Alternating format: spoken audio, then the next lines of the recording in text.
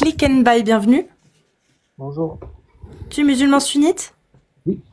Bienvenue. Comment ça se fait? Comment ça se fait? Ouais. Que tu sois pas bouddhiste, par exemple? Ah oui, comme ça, directement. Bah, ou autre chose, zoroastrien, je sais pas. Non, c'est moi, je suis en converti déjà. D'accord. Tu croyais avant en quelque chose? Non, pas spécialement. T'étais athée? Ouais. Ok. Et donc tu t'es converti à l'islam? Casus, excuse-moi, tu bloques pas les spams dans les commentaires? Bah, j'ai des modos normalement. Les modos, il y a un spam là, c'est Kunta Kinte, il arrête pas de mettre le même Attends. message depuis tout à l'heure. Je t'ai mis en modérateur. Non, tiens, je te mets en modérateur. Tac. Et Kunta, t'es pénible un peu, hein. Allez hop. Alors que à la base, attends, comment je fais pour activer le mode muet? Voilà. T'es mute. Paf, t'es mute. Bon, alors, click and buy. Voilà, oui, donc. pas la modo Casus, hein. Excuse-moi. Si, je l'ai mis. Ah, non, je l'ai pas. Bon, c'est pas grave, hein. Bah, ça a dû bugger. Je fais une alerte dès que je vois un... Ça a dû bugger de toute façon, je pense, parce que je t'ai bien mis modératrice sur les messages et tout. Bon, on verra après, mais s'il y a encore une couille, je te le dis. Vas-y. Donc du coup, click and buy converti. Comment ça se fait que t'as choisi l'islam plus qu'une autre religion? Ouais, Comment t'as été convaincu? À force de recherche, l'islam c'est la suite des deux autres religions qui sont venues avant. Oui, mais qui dit qu'elles sont vraies les deux autres religions avant? Les deux autres religions avant, elles étaient vraies, elles ont été ensuite falsifiées, et l'islam est venu à la fin pour garder le socle et la base et rectifier les erreurs qui avaient été introduites par les humains. Ça, c'est la croyance de tout musulman, de toute façon. Oui, bien sûr, mais toi, qu'est-ce qui t'a convaincu par le fait que cette version-là, donc la version de l'islam, est la bonne? C'est-à-dire que quand tout ce que tu m'as dit, comment tu as pu vérifier que c'était vrai? Que le christianisme et le judaïsme avant ont été des vraies religions, mais qu'elles ont été modifiées. Ça, par exemple, comment tu peux le croire? Bah déjà, c'est un raisonnement en plusieurs étapes. La première étape, c'est de se poser la question de oui ou non, y a-t-il un créateur? Tout simplement. Ça, c'est la première chose. Bah, partons du principe qu'il y a un créateur. Comment tu as fait pour savoir que ce créateur, c'était celui qui avait fait descendre ce livre-là? Enfin, cette parole. Je parle même pas d'un livre, je parle de la parole. À partir du moment où il y a un créateur, obligatoirement, comme tout créateur, il laisse un mode d'emploi. C'est inévitable. Ah bon? Bien sûr. Donc, 4000 ans à peu près la religion judaïque. Avant ça, il avait envoyé quoi? Avant ça, il y avait déjà des prophètes. Il y a eu le premier prophète, c'est le premier homme, c'est Adam. Donc il y a déjà eu des prophètes avant. Ouais, mais comment tu sais que c'est vrai ça? Mais parce que justement, c'est ce qui est dit aussi dans les trois religions monothéistes. Oui, mais enfin moi j'y crois pas. Moi il y a rien qui me dit que c'est vrai. Toi, j'aimerais savoir comment tu l'as trouvé cette réalité. Comment t'as trouvé que Adam était le premier homme et que effectivement il a bien existé, que c'était un prophète et que de ce fait la parole de Dieu était déjà promue à cette époque. Ça, comment t'as pu le vérifier, toi? Bah, c'est ce que j'étais en train d'expliquer, c'est que déjà à partir du moment où on croit en la notion d'un créateur, c'est-à-dire qu'il y a un créateur qui est à l'origine de tout ce qui existe, obligatoirement, il va nous laisser en mode d'emploi, des livres. Il va pas nous laisser comme ça sans rien du tout. Ok. Et donc avant le judaïsme, c'était dans quel livre qu'on trouvait la parole de Dieu? Avant le judaïsme? Ouais. Bah, avant le judaïsme, il y a eu des prophètes. Oui, mais tu me parles enfin, les prophètes, je veux bien, ils sont là pour une période déterminée, entourés par des gens limités. Ils sont pas sur toute la planète entière et ils promeuvent pas. Moi, j'aimerais savoir comment. Il y a que l'islam qui est venu pour l'humanité entière. D'ailleurs, c'est ce que l'islam dit. Donc, au final, la Terre, elle a plusieurs millions d'années. Il y a que depuis 4000 ans que Allah a fait descendre une parole et des commandements qui sont restés écrits. Avant ça, il y avait pas. Oui, il y a dû sûrement avoir des écrits, mais moi ça me pose pas de problème, ça pose aucun problème. C'est venu en temps et en heure, c'est venu au moment voulu, La première révélation. C'est parce que toi, t'as fait une affirmation. T'as dit que comme tout créateur, il laisse un manuel. Mais justement, moi, ma question, c'est pourquoi avoir attendu des millions d'années pour pouvoir faire descendre son manuel, finalement, Des millions d'années, c'est ta croyance à toi, ça n'est pas la mienne. C'est pas une croyance, ça. C'est géoscientifiquement prouvé. Non, c'est une théorie. C'est juste une théorie. C'est comme Darwin, si vous voulez. Non. C'est pas une théorie que la Terre a des millions d'années. Le Big Bang, c'est autre chose. Là, moi, je te parle de la Terre. La Terre, elle a des millions d'années. Oui, je parle pas de la Terre, je parle du premier être humain, c'est pas la même chose. Ok, et ben la science, elle dit quoi? Le premier humain, c'était quand? La science? Ouais. La science, mais laquelle science? Tu me parlais de la théorie de l'évolution, c'est une théorie. Non, c'est pas une théorie, la théorie de l'évolution. Bien sûr que c'est une théorie. Aujourd'hui, on sait ce qu'est l'évolution. Absolument pas. Bah si. Il y a énormément de grands scientifiques qui disent que la théorie de l'évolution est totalement fausse ou incomplète. D'accord. C'est quoi la théorie de l'évolution, du coup? La théorie de l'évolution, c'est très simple. C'est que l'homme, la plus connue, c'est que l'homme descend du singe, par exemple. Bah non, c'est faux, ça. Ben non, c'est pas faux. C'est faux. C'est totalement faux. C'est pas du tout ce que dit la théorie de l'évolution. La théorie de Darwin, c'est ce qu'elle dit. La théorie de l'évolution darwinienne, c'est pas ce qu'elle dit, non? Oui, c'est ce qu'elle dit. Non. Elle dit que l'homme vient de l'animal et que l'homme est un animal et que par multiples évolutions à travers le temps, il est devenu ce qu'on est aujourd'hui. Ah, bah on est loin du fait du coup qu'on descend du singe. Alors, on est déjà plus dans la même. Parce que c'est ce qu'on dit. Ah oui, mais c'est pour ça que je te demande d'être précis. Donc c'est faux, on est d'accord. Quand tu dis que la théorie de l'évolution dit que l'homme descend du singe, on est d'accord que c'est faux. Oui, parce que c'est le dernier ancêtre. Enfin bref, je me suis peut-être mal exprimé, mais ce que je voulais dire, c'est que ce que dit la théorie de l'évolution, c'est que ce qu'on est aujourd'hui en tant qu'être humain, au final, n'est qu'une évolution plus avancée du règne animal.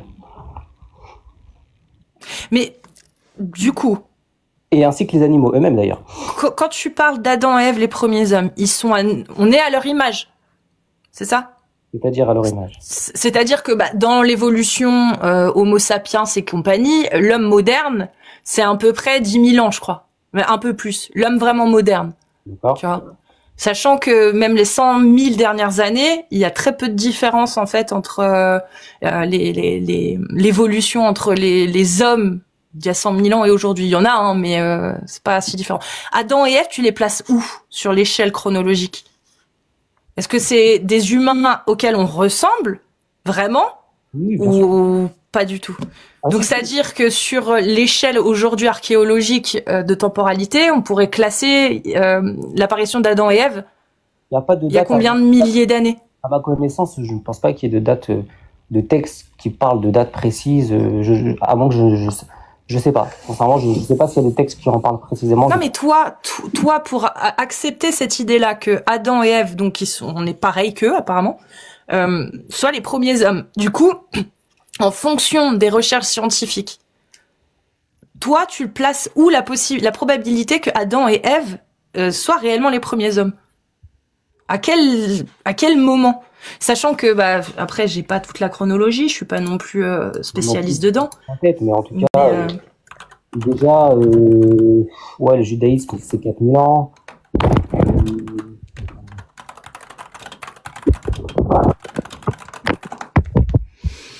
Alors, l'homme moderne se situe vers 40 000 à 30 000 ans. Voilà. L'arrivée en Europe, de l'homme moderne. Donc ça, c'est l'arrivée en Europe, par exemple, de l'homme moderne. Mais l'évolution, origine de l'homme moderne Homo rhodesiensis est connue en Afrique à partir de 600 000 ans. Mais alors, à quoi ils ressemblent, eux?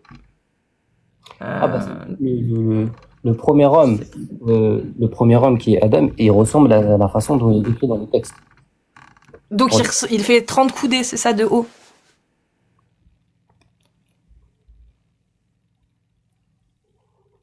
C'est pas ça qu'il est dit dans les textes? Si, c'est ça. Si, je dis oui. Donc il est grand? Il est beaucoup plus grand, ouais. Beaucoup plus grand que nous? Ouais. Et est-ce que ses enfants étaient aussi grands que lui, ou ses enfants, à ton avis, ils étaient comme nous? Non, nous qui sommes beaucoup plus petits, c'est venu beaucoup plus tard. Les hommes étaient beaucoup plus grands et vivaient beaucoup plus longtemps, il y a des milliers d'années. Mais ça, comment tu le sais, du coup? Parce que ça découle de la croyance, ça. Bah, non, mais ça, on peut le vérifier archéologiquement parlant. On a des squelettes et des fossiles qui datent de plusieurs centaines de milliers d'années. Donc on sait à peu près à quoi ça ressemblait. Ceux qui y croient, oui, si vous voulez. Mais comment ça, y croire? C'est des preuves matérielles qu'on expérimente. On fait des datations carbone 14, on fait des analyses, etc., des comparaisons depuis des centaines d'années maintenant. Je peux dire la même chose pour les dinosaures. Est-ce qu'ils ont existé? J'en sais rien. Je vais pas te dire oui, je vais pas te dire non. Bah, selon la science, oui. Voilà, c'est pareil, selon la science. Mais c'est pas une croyance. C'est qu'on si. on a des preuves physiques. Non, absolument pas. Donc les ossements, c'est des faux. Tu les as vus, toi, les os? Bah oui, il y en a dans beaucoup de musées. Ah, mais toi, tu les as vus au moment où ils ont été découverts? T'as vu comment ils étaient? T'as vu que c'était des vrais? Bah non, mais dans ce cas-là, ça veut dire quoi? Qu'il y a des milliers, des dizaines de milliers, peut-être même des centaines de milliers d'archéologues à travers le monde, de paléontologues à travers le monde qui mentent. Non, pas du tout. Bah. La science, jusqu'à au jour d'aujourd'hui, hein, il y a des sujets, moi, qui m'intéressent beaucoup, comme par exemple la mécanique quantique. Non mais ils mentent ou ils mentent pas? Je comprends pas. J'aimerais vraiment que tu m'expliques parce que je comprends pas. Tu me dis que c'est une croyance, l'existence des dinosaures, que on n'était pas là quand les os ont été déterrés. Donc je te demande, est-ce que les archéologues les paléontologues du coup, qui eux ont extrait ces fossiles-là, est-ce qu'ils nous mentent? Parce que eux, on peut vérifier si c'était des vrais os. Ils ont fait des analyses en laboratoire, etc. Donc eux, ils ont vu si c'était des os ou pas. Ils ont fait une datation carbone 14. Ils ont pu voir de quand ça venait. Donc si on fait ça, tu parles des paléontologues en millions. Mais c'est pas vrai. il y en a des centaines de milliers des paléontologues depuis des centaines d'années maintenant, depuis plusieurs dizaines d'années en tout cas. Ils peuvent se vanter d'avoir soi-disant découvert quelque chose, sont extrêmement peu nombreux. Quand tu regardes bien, quand tu vérifies. Mais non, mais les paléontologues font des recherches. C'est-à-dire que c'est pas parce que t'as un scientifique, le nom d'un scientifique qui a été chef de projet, qui a découvert, à qui on a attribué la découverte d'un ossement, que ça veut dire que lui tout seul a creusé à un endroit. Il y a toute une équipe derrière. C'est-à-dire que t'as des centaines de milliers de gens qui travaillent sur ces sites archéologiques et qui connaissent leur métier. Est-ce qu'ils mentent du coup ou pas? La vérification, moi je te parle. La vérification, tout ça. Oui, donc ils sont dupés. C'est des gens, ils travaillent sur un truc qui n'existe même pas, c'est ça? Je pense que c'est tout à fait possible et plausible pour ce sujet comme pour plein d'autres sujets qu'aujourd'hui la science est totalement manipulée comme la politique ou d'autres sujets. D'accord. Est-ce que tu connais par hasard le rasoir d'Occam? Non, pas du tout. C'est un outil de raisonnement logique, on va dire, et rationnel, qui consiste à se rapprocher de l'affirmation la plus sensée, en tout cas celle qui demande le moins à d'autres explications annexes en plus. D'accord. Par exemple, non, mais c'est juste pour t'expliquer, voir si tu comprends le raisonnement. C'est par exemple, tu vois, t'as une pièce, tu mets un chat avec un aquarium, tu fermes la pièce, tu reviens, le poisson a disparu. Et là, il y a 3 personnes qui vont te faire une supputation. Le premier, tu l'as déjà entendu ça? J'ai entendu, c'est bon. Voilà. Bah là, par exemple, qu'est-ce qui est le plus probable? Est-ce que des vrais ossements qui sont datés, où on passe des millions de dollars dedans dans la recherche, etc. Est-ce que ce qui est plus probable, c'est que, ouais, si, ce soit quand même réel? Ou est-ce que ce qui est le plus probable selon toi, c'est qu'il y ait tout un mécanisme derrière de gens qui sont dans le secret, qui peuvent pas être trop nombreux parce que sinon tu sais que ça fuiterait, et que derrière ils doivent s'arranger pour enterrer des ossements sans qu'ils se fassent remarquer, sans laisser de traces pour pas laisser de soupçons, parce que les paléontologues sont pas non plus cons. Ça fait beaucoup de... Non? J'ai pas dit qu'ils avaient enterré des trucs non plus, mais bon, peu importe. Bah, faut bien qu'ils soient là au moment où il est déterre, les os, c'est qu'on les a bien enterrés s'ils sont pas vrais. Ça peut être tout autre chose, en fait, on n'en sait rien, c'est ça que je veux dire. Bah oui, donc du coup, tu vois, ça te fait te poser beaucoup plus de questions. Donc, qu'est-ce qui est le plus rationnel, là, pour le coup? C'est de se dire que, c'est probable que ce soit vrai quand même. Alors, tu peux garder un doute en disant, mais il y a une possibilité aussi pour que ce soit de la merde. Mais qu'est-ce qui est le plus probable? Tant qu'il y a des probabilités, aucune certitude ne peut être prise. Donc, du coup, dans ta vie, y a rien en quoi tu crois. Par exemple, si demain tu tombes malade, tu crois pas en la science pour te guérir. Ou tu vas quand même tester. Parce que quand même, tu dis, c'est quand même plus probable d'y croire. Bah, je vais aller voir mon médecin parce que mon médecin va me donner des antibiotiques et que je sais que ça marche sur moi parce que j'ai déjà testé. C'est pas du tout la même chose. Ça n'a rien à voir. Bah, ça dépend. Là, c'est parce que tu pars du principe que c'est un traitement que t'as déjà eu. Moi, je te parle, par exemple, un cancer, la chimio, par exemple. Bah, on a vu qu'il y a beaucoup de rémissions dans la chimio. Mais si tu n'y crois pas. C'est un très bon exemple. Bah, je serais très sceptique sur la chimio, par exemple. Tu peux, mais toi, ton instinct de survie, il va te dire quoi? Il va te dire de regarder les analyses pour voir combien de gens ont survécu grâce à la chimio, non? C'est difficile de se mettre dans cette situation parce que je suis pour l'instant en bonne santé. Mais si demain, admettons, j'essaierais de me mettre dans cette posture, qu'on m'annonce que j'ai un cancer, je pense que avant la chimio, j'essaierais bien d'autres choses. Tu essaieras déjà, en tout cas, tout ce qui est le plus probable de te faire guérir. Selon moi. Non?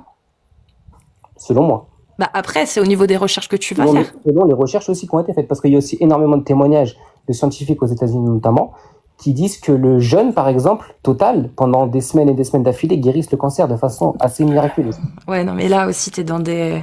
Regarde ce que disent le consensus scientifique et pas des charlatans qui vendent des livres, en fait. Non, tu peux te renseigner de façon très sérieuse. Oui, je connais, et c'est des charlatans qui vendent des livres, oui. Il y a des charlatans, évidemment, mais il y a aussi... Tous ceux qui te diront que tu peux guérir du cancer en faisant un jeûne sont des charlatans, et en France, ils sont condamnés par la justice, ces gens-là.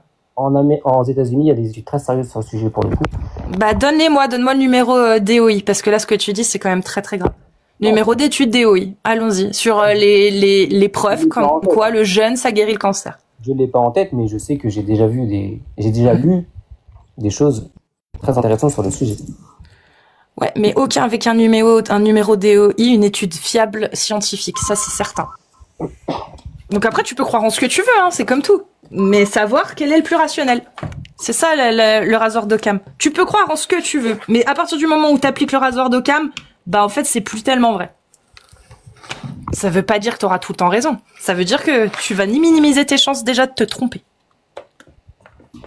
La rationalité, pour moi déjà l'islam est la religion la plus rationnelle qui existe. En fait, il y a énormément de choses. En fait, c'est un tout. Quand vous êtes convaincu qu'un créateur existe, qu'il y a plusieurs religions et vous apprenez sur les différentes religions, vous vous rendez compte au final que l'islam est l'aboutissement de tout ça. Que ce soit par les preuves scientifiques, que ce soit par la rationalité. Comme quoi, comme preuve scientifique? Oh, il y en a plusieurs. Hein. Cite-en-moi une. Celle qui t'a le plus convaincu. Par exemple, le fait que le coccyx de l'être humain est quelque chose qui ne peut pas être détruit et qu'il y a le code génétique qui sera toujours préservé à l'intérieur. C'est marqué où ça? C'est la première fois qu'on me le sort, ceci. Ça m'étonne pas parce que vous dites beaucoup de choses. Non mais on t'entend plus là, tu bouges trop. C'est marqué où ça? Dans le Coran? Non, c'est un hadith. Ah, et le hadith, tu l'as du coup? Alors je vais te le sortir, attends. Wow, le bruit que tu fais! Wow, c'est ouf! Je te jure. Des moments, c'est ton micro que tu bouges, ça fait... Et des moments où tu tapes, ça fait du bruit. Non, c'est le téléphone, je pense, on me l'a déjà dit. Il y a un petit problème.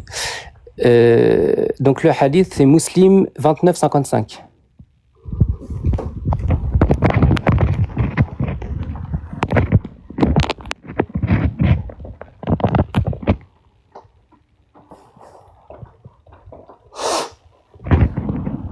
Alors, d'après Abu Huraira, le prophète a dit « L'ensemble du corps du fils d'Adam sera mangé par la terre, sauf le coccyx. C'est à partir de lui qu'il a été créé et c'est à partir de lui qu'il sera construit. » Voilà. Et ça veut dire quoi? Tu peux me répéter du coup parce que... En fait, aujourd'hui, on sait, pour le coup, parce que tu aimes bien la science, on sait qu'aujourd'hui, il y a par exemple des scientifiques qui ont essayé de brûler le coccyx à des chaleurs avec tout ce qu'ils ont pu, et il y a toujours ce qu'ils appellent, si je me trompe pas, parce que j'ai pas les termes exacts en mémoire, mais si je me trompe pas, c'est en fait l'essence du code génétique de l'être humain qui est préservée au niveau du coccyx en fait. Et même au niveau du squelette, c'est quelque chose qui persiste. D'accord, mais c'est marqué où ça dans le hadith?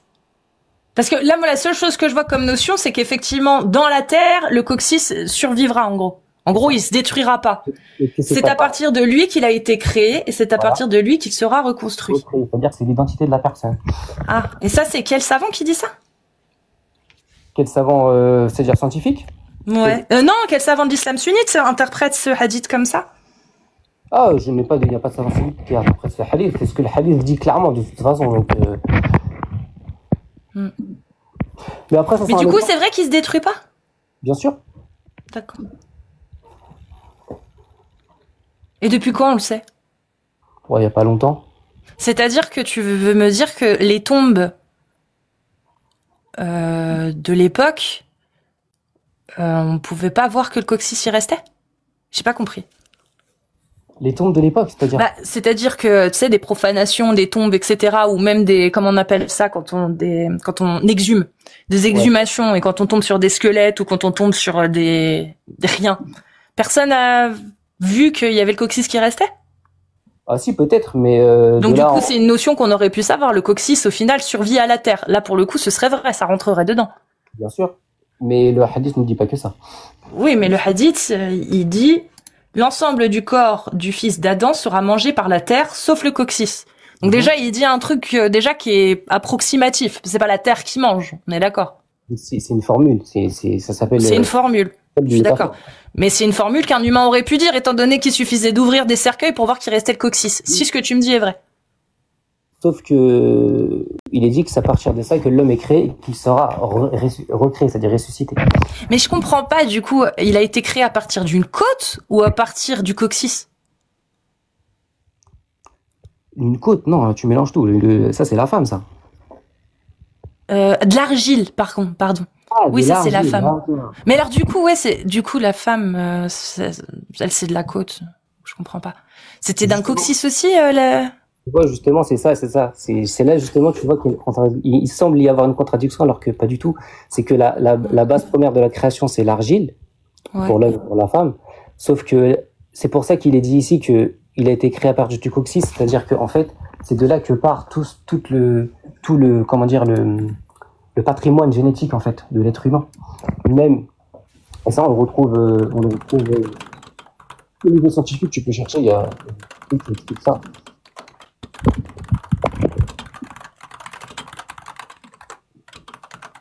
Attends, je regarde juste un truc.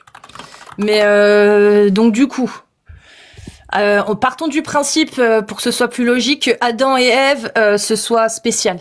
Et que tout ce qui ont découlé de Adam et Ève découle du coccyx. Là, ça devient un peu plus logique.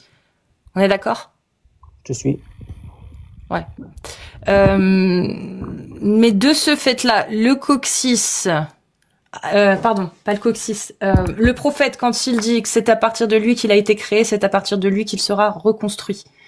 Toi, tu parles du principe que le code génétique, c'est ça, est dans le coccyx? Oui.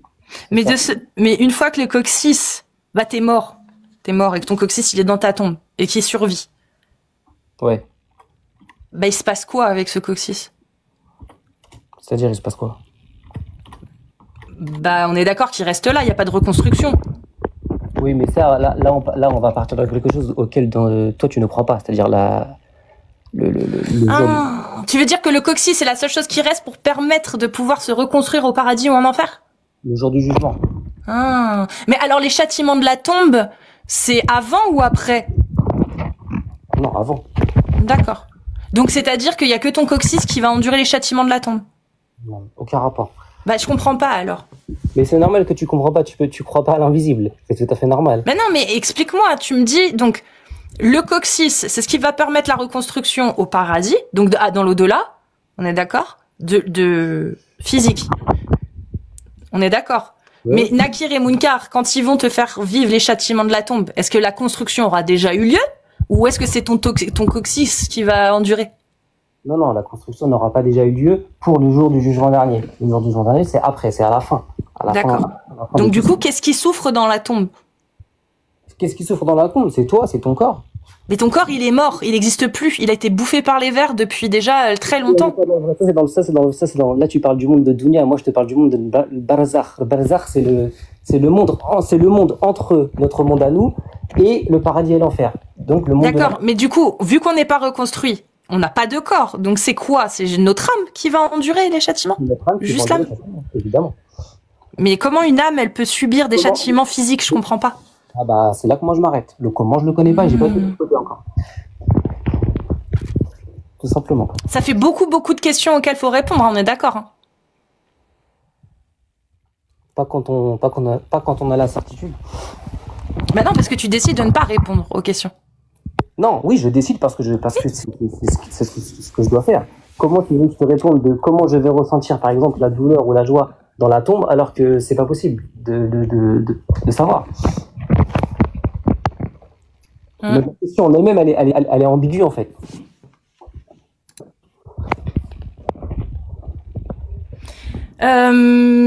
Par contre, j'ai vraiment une question. Est-ce que si le coccyx, la science dit qu'effectivement il y a un patrimoine génétique dedans, etc., comme tu le dis, mais que la science affirme aussi que ce n'est pas du tout exclusif au coccyx et qu'il y a plein d'autres parties du corps pour lesquelles c'est le cas. Est-ce que ça reste quelque chose d'incroyable, le fait d'avoir désigné le coccyx, alors qu'il aurait pu désigner plein d'autres parties du corps qui a ce patrimoine aussi là? Je ne vois pas de contradiction en tout cas. Bah, c'est juste un coup de peau. Ça pourrait être un coup de peau. Ah oui, d'accord. Toutes les excuses sont bonnes à trouver. C'est pas une excuse, c'est une réalité. Si la science dit qu'au final, il y a beaucoup d'ossements, dans notre corps qui conservent le patrimoine génétique. Mais je ne pense pas. Hein. Je ne sais pas, je suis pas scientifique, mais je ne pense pas. On va voir. Et là, on rentre dans un truc vraiment très, très scientifique pour le coup. Faudrait...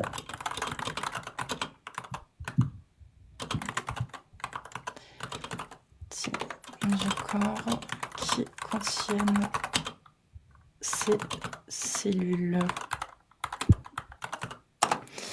On va voir. Alors, toutes les parties du corps qui contiennent des cellules avec des noyaux et donc de l'ADN complet incluent presque toutes les structures et organes, à l'exception de quelques exceptions spécifiques. Voici une liste non exhaustive des principes parties du corps qui contiennent des cellules nucléées. Donc, la peau, qui inclut forcément les muscles, les os, inclut les cellules osseuses comme les ostéocytes, les organes internes, donc tout ce qui est périssable, hein. Le système circulatoire inclut les cellules des vaisseaux, le système lymphatique, le système reproducteur, les tissus conjonctifs, et les exceptions notables qui ne contiennent pas de noyau et donc d'ADN complet incluent les globules rouges pour les humains qui perdent leur noyau lors de leur maturation et les plaquettes sanguines qui sont en fait des fragments de cellules. C'est-à-dire que le critère que tu m'as donné, l'argument qui dit que la science dit qu'effectivement dans le coccyx il y a tout ce qu'il faut au niveau de l'ADN, bah c'est vrai, mais ils le disent de la même chose de tous les os. Oui, mais est-ce que c'est les cellules mères? C'est ça, moi, c'est de ça que je parle. Les cellules mères qui forment le coccyx, en fait, ça vient du coccyx, c'est encore différent. D'accord, on va poser la question. On rentre dans quelque chose de très, très... pour le coup, c'est... En fait, la zone du coccyx, ça contient les cellules qui sont responsables de l'évolution des membres de l'embryon, les dents, les intestins, les os, les cheveux. En fait, tout découle de ça. En fait, c'est pour ça que je dis que c'est la chose, l'essence même, la base. La base, c'est le coccyx. Mais du coup, c'est ce qu'il a dit. Du coup. Comment ? C'est ce que a dit le prophète quand il dit l'ensemble du corps du fils d'Adam sera mangé par la terre, sauf le coccyx. C'est à partir de lui qu'il a été créé et c'est à partir de lui qu'il sera reconstruit. Il parle de l'homme, l'humain. Ouais, l'humain avec un grand H. Okay. Mais alors, quand il dit Adam, le corps du fils d'Adam sera mangé par la terre, sauf le coccyx, effectivement, il parle pas d'Adam du coup, il parle que des enfants d'Adam. Ok. C'est ça. Ouais, d'accord. Mais pareil, là pour les cellules souches, il me parle de la moelle osseuse, de la peau, du cerveau, du foie et des intestins. Je vais lui demander si le coccyx en fait partie.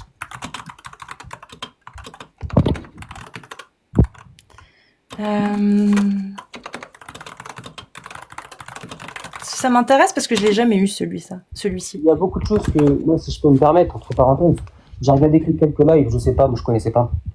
Et il y a énormément de... Pour le coup, je vais vous donner raison sur un point, c'est qu'il y a énormément de musulmans qui ne connaissent pas leur religion et qui viennent, et franchement, quand ils montent, mais en fait, ils feraient mieux de rester chez eux, parce que, en fait, soit ils savent pas s'exprimer, soit ils viennent alors qu'ils savent, ils ont même pas les trois quarts des questions, ils n'ont même pas de réponse.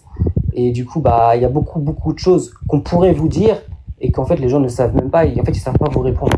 C'est ça. Je vais te lire vite fait, là, tu fais beaucoup de bruit. Beaucoup de bruit.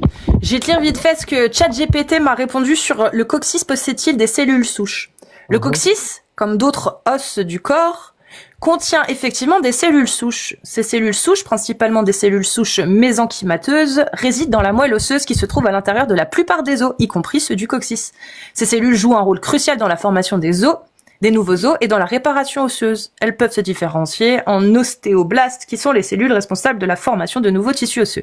Bien que la présence de moelle osseuse dans le coccyx puisse être moins importante que dans les os longs comme le fémur ou l'humérus, les cellules souches sont néanmoins présentes et capables de contribuer au processus de réparation et de maintien des tissus osseux. Le coccyx a donc la capacité, bien que limitée, de se régénérer ou de se réparer en réponse à ses blessures, grâce en partie à l'action de ces cellules souches. C'est-à-dire que le coccyx, au niveau des cellules souches, il fait partie des os qui en possèdent le moins. Limite, s'il avait dit le fémur ou l'humérus, c'était plus vrai, scientifiquement. Scientifiquement, moi, de ce que je sais, c'est que de ce que j'ai lu, c'est que c'est de là que vient, en fait, toutes les... comment dire, le patrimoine génétique, en fait, qui va définir ensuite le développement des embryons, de l'embryon et de tout... Le coccyx qui a ce rôle-là? Oui, c'est ça. Alors, redis-moi, il a quel rôle? Alors, je vais trouver les bons mots, en fait. C'est assez... en fait, il a un rôle primaire, c'est-à-dire que il est responsable de la formation de l'embryon.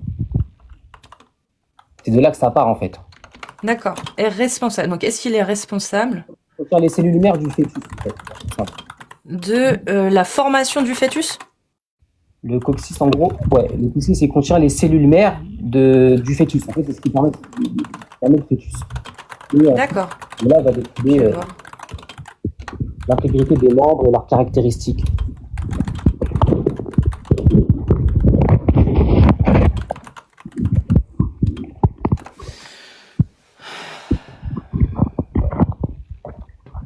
Ah. Bon, alors peut-être j'ai mal posé la question. Dis-moi si c'est ça. Est-ce que le coccyx est responsable de la formation du fœtus? Est-ce qu'il contient des cellules mères pour créer ce fœtus? Est-ce que c'est ça que tu as voulu dire ou pas? Répète. Est-ce que le coccyx est responsable de la formation du fœtus? En supplément, est-ce qu'il contient les cellules mères pour créer le fœtus? Le coccyx contient les cellules mères qui forment le fœtus. D'accord, je vais reposer la question. Est-ce que le coccyx possède les... Merde, je me suis trompée. Possède les cellules mères pour former le... Attends, pour former ou qui forme le fœtus? Pour former le fœtus. Pour former le fœtus, ok. Le fœtus. Pas le coccyx qui forme le fœtus. Alors, est-ce que le coccyx possède les cellules mères pour former le fœtus? Je vais lui demander des sources après, parce que là, il me répond, mais je veux lui demander des sources. Non! Le coccyx ne possède pas les cellules souches nécessaires pour former un fœtus. Les cellules souches présentes dans le coccyx, comme dans d'autres os, sont principalement des cellules souches mésenchymateuses. Ces cellules sont capables de se différencier en types cellulaires spécifiques liés au tissu osseux, cartilagineux et à quelques autres types de tissus connectifs, mais elles ne sont pas capables de former un fœtus. Les cellules nécessaires à la formation d'un fœtus sont les cellules germinales, c'est-à-dire les spermatozoïdes ou les ovules. Ces cellules contiennent des informations génétiques spéciales qui, une fois combinées lors de la fécondation, initient le développement d'un nouvel individu. Ce processus commence dans les organes reproducteurs, les ovaires et les testicules, pas dans le coccyx ou dans d'autres os du corps. Donc c'est pas vraiment, et je pense qu'il a pas compris où tu voulais en venir. Mais moi non plus, j'avoue, parce que j'ai du mal à comprendre comment le coccyx peut inciter, grâce à ces cellules mères, la conception du fœtus, sachant que le coccyx, dans la conception même et l'évolution du fœtus, n'apparaît que plusieurs mois après le début du développement du fœtus. Donc comment le coccyx peut avoir une incidence sur le développement embryonnaire si l'embryon lui-même, au terme de fœtus, pas au terme, mais dans sa condition de fœtus, n'a même pas de coccyx en fait créé. Faudrait que je retrouve le texte. J'en ai lu plusieurs, mais j'avoue, je pense que je m'exprime peut-être mal parce que c'est assez complexe à expliquer. Ok. Pour le coup. Mais du coup, tout ça, c'est très complexe et je l'entends bien parce que c'est de la science. Ouais. Mais le prophète, pour toi, il a résumé tout ce qui est très complexe que tu n'arrives pas à expliquer à travers une phrase qu'on peut interpréter de différentes manières.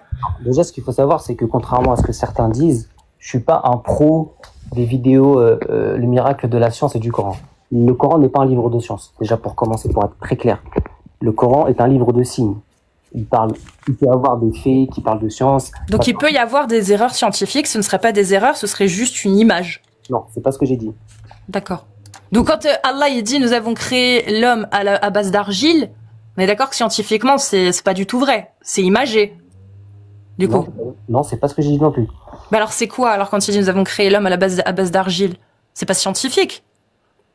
Ce que je veux dire, c'est que quand le Coran parle de faits qui peuvent s'apparenter à la science, le Coran n'est pas un livre de science. Donc le Coran n'est pas là pour te décrire les choses de manière extrêmement précise en faisant une thèse scientifique. C'est pas ça. Le Coran est un livre de signes. Donc celui qui veut les interpréter de telle façon peut le faire. Celui qui veut les interpréter d'une autre façon parce que ça lui plaît pas, il peut le faire. D'où le débat entre toi et moi. Sinon le débat serait tranché depuis longtemps. Mais c'est pour ça que j'essaye de comprendre en fait à quel moment tu saurais reconnaître une erreur s'il y en avait une dans le Coran. Ou est-ce que, par exemple, si dans le Coran il était marqué 1 + 1 = 2, tu te dirais bah c'est bon, c'est vrai. Mais si c'était marqué 1 + 1 = 3, est-ce que tu saurais reconnaître l'erreur ou tu te dirais non, ce n'est pas une erreur parce que Allah a voulu dire autre chose? À partir du moment où le croyant musulman a la foi et la certitude, tout ce qui est dans le Coran est vrai. Oui, donc c'est ce que je te dis, tu ne saurais pas reconnaître une erreur même s'il y en avait une. Il n'y a pas d'erreur. Bah 1 + 1, ça fait combien? 2. Voilà. Et si Allah écrivait 1 + 1 = 3, est-ce que tu continuerais de dire que 1 + 1 = 2 dans la société ou est-ce que tu dirais que ça égale 3? Je dirais que l'homme s'est trompé. D'accord. Bah tu peux, mais dans la société. Toi tu ferais quoi? Tu dirais que 1 + 1 ça fait 3? Eh bien, si j'étais obligé, je l'accepterais comme norme sociale parce que je n'aurais pas le choix. Mais ma conviction ne serait pas celle-là. Oui, d'accord. D'accord. Donc c'est bien ce qu'on dit. C'est bien ce que je disais, c'est que même s'il y avait une erreur, parce que là j'ai pris quelque chose de très basique, 1 + 1, bah au final ce ne serait pas une erreur à tes yeux. Parce que pour toi, comme le livre est divin, tu peux croire tout ce qu'il y a dedans. Et ça je te comprends. Mais comment, du coup, t'as fait pour être sûr que ce livre, ce qu'il y a dedans, était divin? Comment toi, tu l'as vu? Comment t'as pu voir que cette parole-là, elle n'a jamais pu être dite par un homme au 7e siècle? C'est pas possible. C'est sur des années, ça, déjà. Je peux pas te répondre comme ça. En fait, cette question, réellement, elle veut rien dire. C'est pas pour sûr que je dis ça, mais vraiment, si tu vas demander à 10 000 musulmans, ils vont te répondre de 10 000 façons différentes. Parce qu'en fait, au-delà de parler avec rationalité et avec preuve, ce que vous voulez, mais c'est pas aussi simple que ça. Parce qu'il y a une histoire de vécu et de personnalisation de l'expérience derrière, pour tout individu. Donc, te répondre de façon tranchée comme ça, c'est très compliqué. Parce que c'est une histoire d'apprentissage, de lecture, de ressenti, de vécu. Et en fait, c'est un tout. Il peut y avoir des choses sur la science, il peut y avoir des choses sur justement la rationalité de la religion au niveau de la chronologie. Oui, mais ça, là, c'est dans un travail de recherche. Là, ça, je te comprends. Mais moi, je te parle vraiment sans parler de tout ça, sans rentrer dans l'islam. C'est-à-dire dans la religion, dans la méthodologie. Il y a l'affirmation principale de laquelle découle l'islam, justement, c'est que ce qu'il y a dans le Coran, c'est pas écrit par un bédouin. C'est une parole divine. Tu vois, et cette affirmation-là, t'as pas besoin, en fait, normalement, d'avoir plein d'explications qui découlent de cette affirmation-là. T'es censé pouvoir le prouver assez facilement. On a plein de modèles de livres. On sait à quoi ça ressemble. Tous les livres au monde ont été écrits par des humains. On sait à quoi ça ressemble. Un livre écrit par un humain. En revanche, s'il y a un livre divin dont la parole n'est pas humaine, on devrait voir des différences. Bah déjà, il y a juste à l'écouter en arabe, ça suffit. Bah, qu'est-ce que tu ressens quand tu l'entends en arabe? Qu'est-ce que tu vois? Parce qu'en fait, en français, déjà, c'est pas le Coran. Déjà, en français, c'est pas le Coran, c'est la traduction. Déjà. La langue du Coran, c'est l'arabe. Donc, moi, à la base, je suis pas arabophone. Déjà, premièrement. Donc, c'est pour ça que quand tu dis que tu essayes de décorréler. Mais t'es arabophone, toi? J'ai pas compris. Non, je ne l'étais pas. Mais tu l'aimes maintenant? Un petit peu. D'accord. Mais c'est pour ça que quand tu dis qu'en fait, tu essayes de décorréler les recherches approfondies sur une religion pour pouvoir dire que c'est vrai ou pas, en fait, ça n'a aucun sens. Ah ben non, moi je veux juste, c'est pas que ce soit vrai ou pas, c'est que je veux juste savoir quelles sont les bonnes raisons de croire que ce qu'il y a dans le Coran est vraiment d'une émanation divine. Pour l'instant, moi j'ai aucune raison de le croire. Donc toi qui as de bonnes raisons de croire, je pense, puisque tu crois. Ce que je t'expliquais depuis tout à l'heure, c'est que en fait, et c'est ça le message très important que vous avez du mal à comprendre, parce que vous êtes très 100% cartésien pour le coup, c'est que en fait, tu peux prendre tous les musulmans convertis à travers le monde, comme je t'ai dit, il va y avoir une recherche approfondie d'une part, qui est obligatoire, sauf pour ceux qui se convertissent pour la mode, ce qui est autre chose, c'est pas le sujet. Et il va y avoir une espèce de personnalisation d'expérience, parce qu'il y a un vécu au fur et à mesure qu'on apprend, qu'on recherche, le ressenti des choses, etc. En fait, c'est un tout, et ça se construit. Donc, en fait, d'accord, mais ça je le conçois. Moi, j'aimerais juste savoir, il y a un truc qui est basique. Allah est parfait, c'est miséricordieux. Au-dessus, c'est le soleil, et tu vas me dire que dans son livre qu'il a fait descendre, il y a rien qui permette de prouver qu'il peut pas, que c'est pas une parole humaine. C'est très bizarre. Je vais te répondre avec un verset qui est dans le Coran que j'aime beaucoup, si tu me le permets. Vas-y. C'est un verset où, attends, je vais retrouver le numéro. C'est un verset où Allah Azza wa Jalla, il dit que ceux qui lisent le Coran, les croyants qui lisent le Coran, leur cœur va se raffermir sur la foi. Et que ceux qui rejettent la foi, que lorsqu'ils vont lire le Coran, ça va les éloigner, les égarer encore plus de la foi. Et pourtant, ils vont lire la même chose. Et ce verset, moi, je l'aime beaucoup. Pourquoi ? Parce qu'en fait, deux personnes, et je le vois dans ma propre famille, deux personnes qui vont dire le même verset, dans le même contexte, au même moment, il y en a un qui va trouver ce verset, ça va le renforcer dans sa foi, et l'autre personne, ça va le faire détester encore plus sa religion. Pourtant, ils ont lu la même chose, exactement les mêmes mots. C'est ce que je veux te faire comprendre. Bah oui, mais c'est peut-être parce qu'ils ont juste pas le même esprit de rationalité aussi. Exactement. Ils n'ont pas la même foi. Exactement, je suis d'accord avec toi. C'est là que je voulais en venir. Ce que tu es en train de me dire, c'est que pour être un bon croyant, la réponse que tu attends ne peut pas être donnée, parce que sinon tout le monde serait musulman. Et c'est pas le but de la création. Ben justement, donc du coup, ce que tu me dis, pour résumer, c'est que pour être un bon croyant, bah faut pas se poser trop de questions. Non, c'est exactement le contraire de ce que j'ai dit.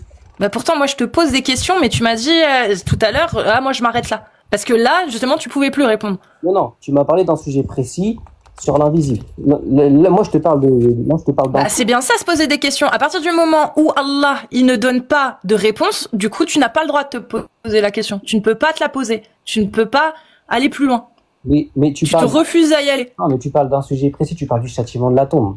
Tu parles d'un truc précis. Moi, je te parle d'un tout. Je te parle de questions. C'est une question dont tu peux te poser. Non, parce que si déjà il y a des questions auxquelles tu n'arrives pas à répondre alors que c'est censé être une parole divine, sur des petits trucs comme ça, alors c'est déjà bizarre, quoi. Une parole parfaite, c'est censé normalement... Non, tu mélanges tout. C'est pas des petits trucs. Là, tu essayes de comprendre avec la rationalité d'un être humain quelque chose qui va se passer dans un monde qui n'est plus rationnel car il est du domaine de l'invisible. Non, moi j'essaye de comprendre ce que toi tu as compris. Et là, je vois que à cette question-là, tu n'as même pas cherché à savoir parce qu'il n'y a pas de réponse dans le Coran, dans l'islam. Donc, comme il n'y a pas de réponse et tu sais pas comment ça se passe parce qu'on ne te le dit pas comment ça se passe, tu ne cherches pas à imaginer comment ça pourrait être. Tu as dit qu'on savait pas comment ça se passait. C'est pas du tout ce que j'ai dit. J'ai dit qu'on savait pas comment on le ressentait. Ce n'est pas la même chose. Oui, mais tu t'es pas posé. Et du coup, tu ne te poses même pas la question de savoir comment tu vas le ressentir. Parce que finalement... Évidemment, mais tu te rends compte que ta question n'a aucun sens sur ce point-là. Mais oui, parce que si tu te poses la question, tu verras bien c'est illogique. Non, c'est illogique. Torturer une âme physiquement et ressentir la douleur physiquement alors que ton coccyx n'a pas encore reformé tout ton corps, c'est très bizarre. Il n'y a aucune logique en fait. C'est là la barrière de la foi, de la croyance et de la non-croyance. Oui, au moment où tu n'arrives plus à répondre aux questions parce qu'il y a une irrationalité. Non, parce qu'il y a l'invisible. Ton interprétation. Mais du coup, un livre descendu par un Dieu divin parfait, tu m'affirmes que là, quand je lis ce livre-là et quand je lis un autre livre, je peux pas voir de différence réelle. J'ai pas très bien compris la question. Où tu veux en venir? C'est-à-dire, si j'ouvre le Coran, est-ce que je vais pouvoir avoir des paroles qui vont me conforter dans l'idée que cette parole-là n'a pas pu être écrite par un homme du 7e siècle? Ou est-ce que je vais rien trouver, du coup, il n'y a aucune différence avec un autre livre? Il y en a, mais tout dépend déjà de l'intention avec laquelle tu le lis. Parce que, encore une fois, tu parles énormément de rationalité, et je te comprends. Mais nous, en tant que croyants, on parle aussi du domaine de l'invisible. C'est-à-dire qu'il y a la notion d'idée et d'égarement. À partir du moment où tu le lis en se disant, je vais le trouver, je vais lire parce que je veux trouver tel truc pour pouvoir critiquer cette religion, tu vas trouver ce que tu veux parce que c'est fait pour. C'est pas ça que je te demande, moi. Moi, je te dis juste que dans la rationalité, on dit que les livres, les milliards de livres qui existent dans le monde ont été écrits par des hommes, sont d'une émanation humaine. Ça, tu es d'accord avec moi? Et là, il y a un livre qui fait une affirmation extraordinaire en disant non, ce livre-là, il n'est pas comme les autres. Il n'a pas été d'une émanation humaine, il est d'une émanation divine. Il y a bien normalement quelque chose qui permet de différencier la parole humaine d'une parole divine, parce que sinon, ça veut dire que Allah n'est pas mieux, plus capable qu'un humain, de faire mieux qu'un humain. Déjà, c'est le Coran lui-même qui affirme que le livre en question, le Coran, est inégalable et inimitable. C'est le Coran lui-même qui l'affirme, premièrement. Oui. Deuxièmement... Est-ce que ça, tu as eu la preuve? Comment? Attends, j'ai pas fini. T'as eu une preuve de ça? Deuxièmement, comme je te l'ai dit juste avant... T'as pas eu de preuve de ça? Attends, j'ai pas fini de parler. Ouais, mais un argument à la fois, sinon c'est trop long. C'est trop compliqué. C'est la même chose. J'allais y venir. Déjà, le Coran, comme je disais, c'est pas en français, c'est en arabe. Et moi, déjà, la première des choses, c'est quand j'écoute le Coran en arabe, il y a rien, mais rien dans tout ce bas monde qui est comparable à ça, sans même comprendre ce qui est dit. Mais du coup, alors, faut parler arabe. Bien sûr. Un message pour toute l'humanité dans une langue qui était minoritaire, c'est compliqué quand même, non? C'est pas le meilleur des moves qu'il a fait, Allah. Non, parce que tu peux ressentir des choses même en l'écoutant, même sans comprendre. Je suis d'accord, ça m'arrive la même chose quand j'écoute La Passion selon Saint Jean de Jean-Sébastien Bach. Voilà. Il n'y a pas de parole en plus, et je ressens un truc incroyable, proche de la divinité, si je pourrais dire. Pourtant, c'est pas le Coran. Et c'est ça. Bah, du coup, si je peux ressentir un truc vraiment divin en écoutant Bach, qu'est-ce qu'il y a de oufissime à ressentir quelque chose de divin en lisant le Coran? Je peux t'affirmer que c'est pas la même chose que tu ressens. C'est pas les mêmes émotions, c'est pas la même sensibilité, ça c'est sûr. Ah bah ça, je sais pas. Hein. Mais en tout cas, toi, t'as l'air de mieux savoir que moi. C'est une certitude. Ouais. En tout cas, en attendant, moi, je me sens transcendée. Je peux même venir à pleurer, à en être complètement submergée par l'émotion.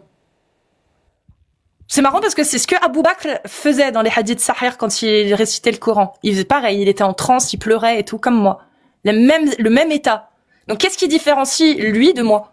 Sachant que c'est ce que je ressens quand j'écoute, par exemple, bah là j'ai La Passion selon Saint Jean, mais il y en a d'autres. Hein, la 5e de non, la 9e, la 7e, magnifique, la 7e. En fait, en plus, elle a été le Requiem. Elles sont très émotionnelles. Nocturne de Chopin. Ah. Ça fait pleurer. Ouais. Tu vois, il y a le même état. Donc. Non, c'est pas le même état. Bah c'est quoi alors la différence? Dis-moi. Parce qu'en fait, tu es en train de comparer de la musique à la récitation du Coran, mais c'est pas comparable. Déjà, même au niveau des, comment on appelle ça, des... Le Coran, il me semble que des notes de musique sont utilisées pour être justement chantées, mon ami. Non, c'est ça, c'est pas chanté, c'est psalmodié. C'est chanté, c'est des notes utilisées, des notes musicales bien précises. Ça reste du chant. Ce ne sont pas des notes. C'est pas du chant, c'est pas des notes. Renseignez-vous, c'est pas du chant, c'est pas des notes. Mais si, c'est des notes. C'est des notes de musique, je t'assure. C'est des notes de musique, le Coran. Je suis désolée. Quand tu psalmodes, tu fais des notes, des fréquences. Et ces fréquences, c'est des notes de musique. D'accord. Oui, mais ça revient à des notes. C'est-à-dire que quand tu entends un imam psalmodier, il va utiliser des notes. Et ces notes-là, quand tu les cites avec ta voix, on appelle ça chanter. C'est un instrument, la voix. Non, mais c'est pas chanter. Chanter, c'est chanter. C'est pas du tout la même chose. Si, le chant, justement, le chant, c'est global. C'est-à-dire que même tous les imams des 4 écoles ont interdit de chanter le Coran. Ils ont dit qu'il fallait réciter, psalmodier le Coran, ce qui n'est pas. C'est parce qu'ils connaissent pas la définition de chanter. Ils connaissent très bien la définition de chanter, bien sûr. Al-Ghina, la musique, on sait tout ce que c'est. Les savants mieux que personne. Il y a une différence entre chanter et psalmodier. Tous les savants disent. Non. Le psalmodier en faisant des notes et en enchaînant des notes de tessitures différentes, ça s'appelle du chant. Tu peux l'appeler comme tu veux, hein, psalmodier, c'est réciter quelque chose en utilisant des fréquences différentes, ça reste des notes de musique en fait. Ça reste un chant. Le Allahu Akbar, l'appel à la prière.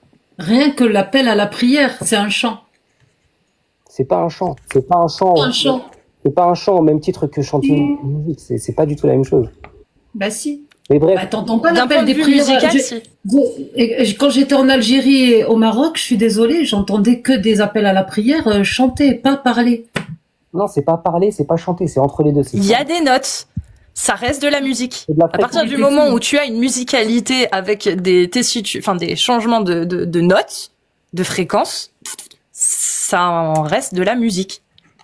C'est juste que dans l'islam, quand tu chantes quelque chose qui est au nom de Allah et du prophète, ce n'est plus du chant parce que c'est au nom d'Allah et du prophète.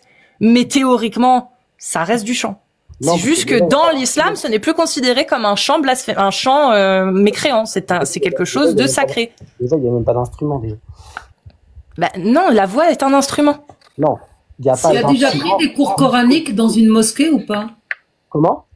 Tu as pris déjà des cours coraniques dans une mosquée? Parce que moi, j'en ai déjà pris. Oui. Et tu sais ce qu'on nous a dit? Il est interdit de chanter. Et le seul endroit, enfin, la seule façon de chanter que vous pouvez avoir, c'est en récitant le Coran. Oui. Voilà. Mais interdiction de chanter, d'écouter de la musique. La seule musique que vous avez le droit d'écouter, c'est le Coran. C'est ce qu'on nous dit dans les écoles coraniques. Eh oui. Désolée. Et? Ben voilà, c'est du chant, c'est tout. C'est juste que c'est un chant licite en islam. Voilà. C'est juste ça. Oui. Bref, si vous voulez, en tout cas, moi je sais que c'est pas le cas parce qu'en arabe les fatwas sont très clairs. Dès que ça parle de chant, c'est interdit. Dès que ça parle de psalmodie, c'est autorisé. Donc il y a bien une différence. Bref. Ça s'appelle de l'hypocrisie, oui. Si tu veux, il n'y a pas de problème. En école coranique, en tout cas en France, on nous dit le seul endroit où vous avez le droit de chanter, c'est chanter le Coran. Quoi. Voilà. J'ai jamais entendu ça. La seule musique que vous avez le droit d'écouter, c'est écouter du Coran. D'accord. Bref, de toute façon, c'est un détail, au pire. Mais n'empêche que j'aimerais bien revenir sur cette histoire de langue, un message pour toute l'humanité, mais en arabe. Et on doit parler arabe parce que même quand c'est traduit, on peut pas comprendre à 100%. Exactement. Mais comment cela se fait-il que ce soit un message pour l'humanité dans une langue minoritaire? Qui t'a dit que c'était une langue minoritaire déjà, premièrement à l'époque? Ah bah, à l'époque? Tous les prophètes ont parlé une langue qui était proche plus ou moins de l'arabe, l'araméen, etc. D'accord, mais l'arabe, bah déjà, les points diacritiques, ils sont apparus quand? Les points diacritiques. Tu sais que l'arabe, avant, quand le prophète a fait la révélation, il n'y avait pas les apostrophes, les petits points, les trucs, ça n'existait pas. C'est ce qui permet de lire les syllabes. Ça n'existait pas. Donc comment on fait pour être sûr que depuis le passage à l'arabe au point diacritique, ces points de ponctuation pour savoir quelle syllabe on prononce, comment on fait pour être sûr que la traduction est la bonne aujourd'hui?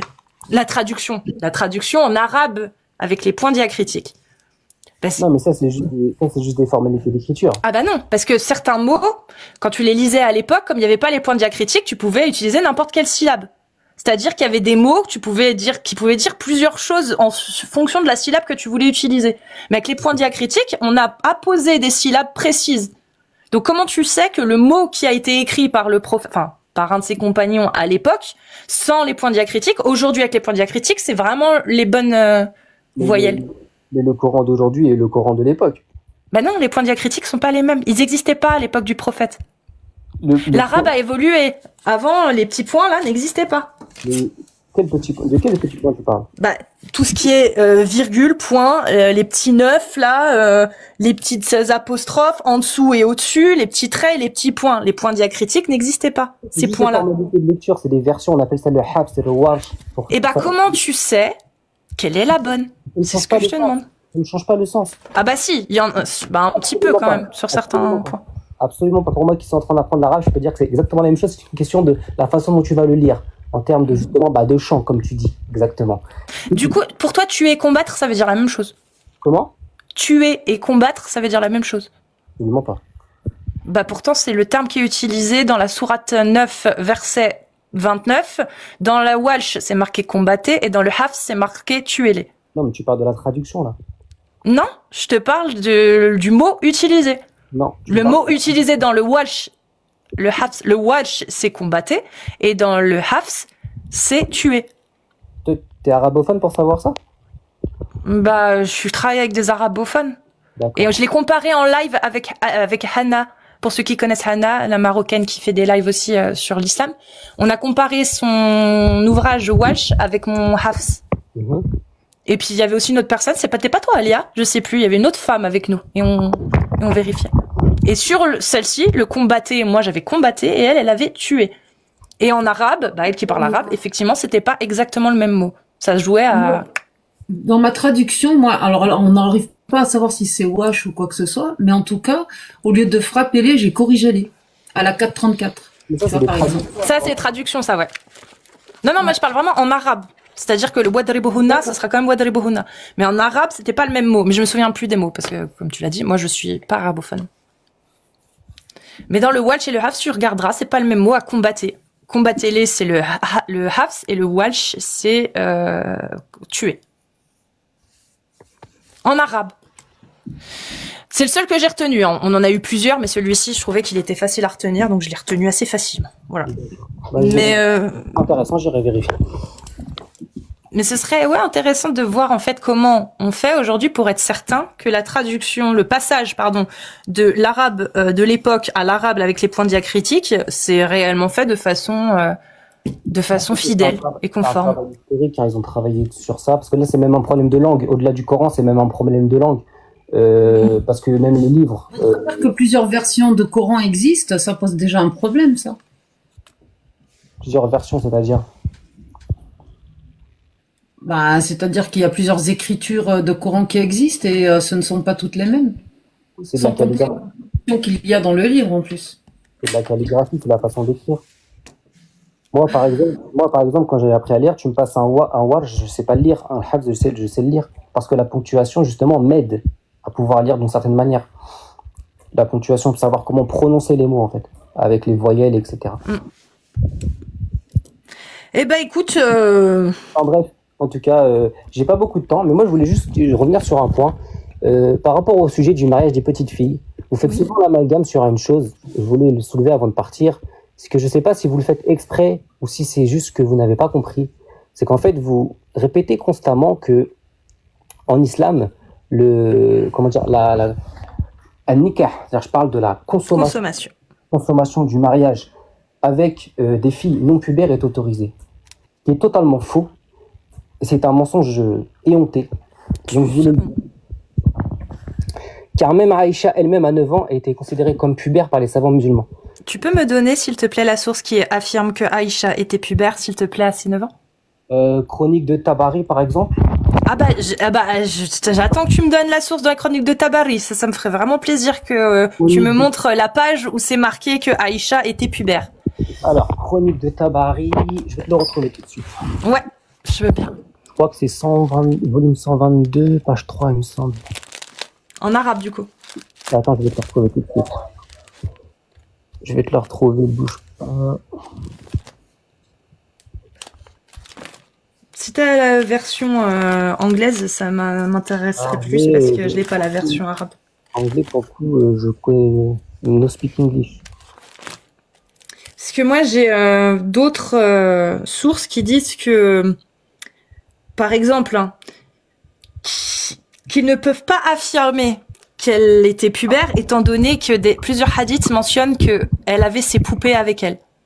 Ça n'a aucun rapport. Les poupées, même à l'âge de l'Empire romain ou des Grecs, les femmes, à ce qu'à 20 ans, jouaient avec des par poupées. exemple, c'est parce que Bukhari et les éditions Darussalam, donc avec les exégèses de Darussalam, j'ai la référence. Vas-y. Chronique de Tabari, alors c'est volume 162, page 3. En fait, c'est marqué en arabe, c'est ça? 3/162. Tu peux nous le montrer ou pas? Je fais comment? En mettant ta cam. Et en nous montrant... Ah non, toi, tu peux pas. Ah, je peux pas. Ouais. Parce que... Faut juste que je te retrouve. Édition Darussalam. C'est le Bukhari, je crois. Après, il y a aussi Ibn Hajar qui le dit dans Fath al-Bari. Hein. C'est pas le seul, là. C'est pas le seul à Tabari. Et ben justement, dans Fath al-Bari, ils disent pas ça non plus. C'est ça qui est bizarre, tu vois. C'est que je vais te montrer, justement. Faut juste que je retrouve celui que c'est. Le même site que vous utilisez vous-même souvent, c'est Islam Web. Je l'avais déjà utilisé plusieurs fois, je le sais, pour certains sujets. Eux-mêmes disent que Ibn Hajar dans Fath al-Bari explique que Aïcha à 9 ans était pubère. Mais j'aimerais bien que tu montes la page de Fath al-Bari qui le dit. Bah déjà, je t'ai donné. Oui, mais moi je l'ai pas en arabe, je t'ai dit, donc je vais pas pouvoir aller vérifier, donc c'est une source qui sert à rien là. Moi, je voudrais vérifier un truc, Casus. Dis-moi, est-ce que tu sais donner la signification de la puberté, mon ami? Oui, bien sûr. Qu'est-ce que c'est la puberté? Religieusement parlant, on parle. Hein. Parce que moi, je peux te définir ce que c'est la puberté, mais dis-moi ta définition. Non, mais voilà, islamiquement parlant, on parle. Moi, je parle. Ah oui, ça va bien les définir, tiens. Est-ce que c'est avoir ses règles ou pas? Pas forcément. Ouais, voilà. Ah bon, d'accord. Oui, bon, ok, d'accord. Alors la puberté islamique n'est pas la puberté scientifique. Non, il dit faux, parce que même en islam, ils font la différence, et ça, il y a beaucoup d'imams qui en ont parlé, ils te rectifient en faisant la différence entre la puberté et avoir ses menstrues. Absolument. Dans l'islam, hein, Casus, hein, Absolument pas. il y a une différence entre... Ah si. Tu vas te faire réfuter par des savants, mon pote. Parce qu'en fait, Il y a une différence entre sa puberté et les règles. D'accord? il faut dire une différence, j'ai pas compris. La puberté, scientifiquement parlant et même islamiquement parlant, c'est le corps qui se développe, en fait. C'est les organes reproducteurs qui se développent. En islam, il y a 4 conditions pour être pubère. Il suffit d'en avoir une des 4 pour être pubère. C'est pas forcément. D'accord. Bah tu peux nous les Être citer alors? pubère, c'est être prête à avoir des rapports intimes et de supporter une grossesse. Mais à 9 ans, tu ne l'es pas, mon pote. Non Tu ne mais l'es pas à 9 c'est ans. bien qu'il ait mentionné. C'est-à-dire que Aïcha, quand elle avait 9 ans, elle était pubère. C'est-à-dire que elle avait ses règles ou pas? On sait pas. Mais elle avait pas besoin de les avoir pour être considérée comme pubère. C'est ça que tu nous dis? Alors, en islam, selon le consensus des 4 écoles, Ouais. pour être pubère, Ouais. Les menstrues sont un critère parmi d'autres. Mais ce n'est pas obligatoirement Parfait. avoir des règles pour être pubère. Donc on est d'accord que Aïcha, à 9 ans, n'avait peut-être pas ses règles. C'était pas ces règles. Mais elle était Donc pubère. aujourd'hui, c'est licite de consommer le mariage avec une jeune fille qui n'a pas encore ses règles. Si elle a atteint les autres signes de puberté. Alors, Et à 9 ans, pour toi, c'est possible d'être pubère, c'est ça? À l'époque, ça l'était. Il y a énormément de faits qui rapportent que les femmes à 9 ans À l'époque, ça l'était, ouais, super. on a ici donc le Bukhari 6130 qui dit, d'après Aïcha, je jouais avec les poupées en présence du prophète et mes amis jouaient aussi avec moi. Lorsque le messager d'Allah entrait dans ma demeure, ils se cachaient, donc mes amis se cachaient, mais le prophète les appelait pour qu'ils se joignent à moi et jouent avec moi. Et là, il y a Bukhari qui commente. Le jeu avec les poupées et autres images est prohibé. D'accord, c'est interdit. Sauf, elle était autorisée pour Aïcha, car à cette époque, elle était une petite fille, pas encore pubère. Donc là, on a le mot pas encore pubère. Et quand tu vas à la 1422C, donc je vais vous donner le 1422C de Muslim, voilà ce qu'il est dit. Il est dit que donc elle a été remise au prophète, donc elle a été mariée quand elle avait 7 ans, elle a été remise quand elle en avait 9, et quand ses poupées, donc quand elle en avait 9, et ses poupées, je sais pas si vous voyez bien, attendez, je vais le remettre là, voilà, excusez-moi. 9 ici, and her dolls were with her. Et ses poupées étaient avec elle. Donc si elle avait ses poupées, quand tu lis l'avis juridique de Bukhari sur ce hadith, qu'à l'époque, c'était interdit, sauf pour les petites filles qui n'étaient pas en âge de puberté. Est-ce que tu en conclus, d'ailleurs, Fath al-Bari, ça vient de Fath al-Bari. Donc, qu'est-ce qu'on peut en conclure? Que Aïcha, si elle avait ses poupées, c'est soit elle était pas dans la légalité parce qu'elle avait pas le droit si elle avait ses règles, ou soit elle était impubère et c'est ce qui lui a donné l'autorisation de transporter ses poupées avec elle quand elle est allée rejoindre le prophète. On est d'accord? Soit elle était dans l'illégalité, soit elle n'était pas pubère. Ça, c'est l'avis de l'imam al-Bukhari, c'est ça? Ça, ce que je viens de lire, non, là, lui, il parle vraiment de pourquoi Aïcha jouait avec ses poupées à ce moment-là. Pourquoi elle avait le droit aux poupées. Et il explique pourquoi elle avait le droit aux poupées. Parce que c'était une petite fille qui n'avait pas atteint l'âge de puberté. Et ça, c'est tiré de Fath al-Bari, apparemment. Ça, ah oui, j'aimerais bien avoir la version en arabe, parce que là, la traduction, je sais pas.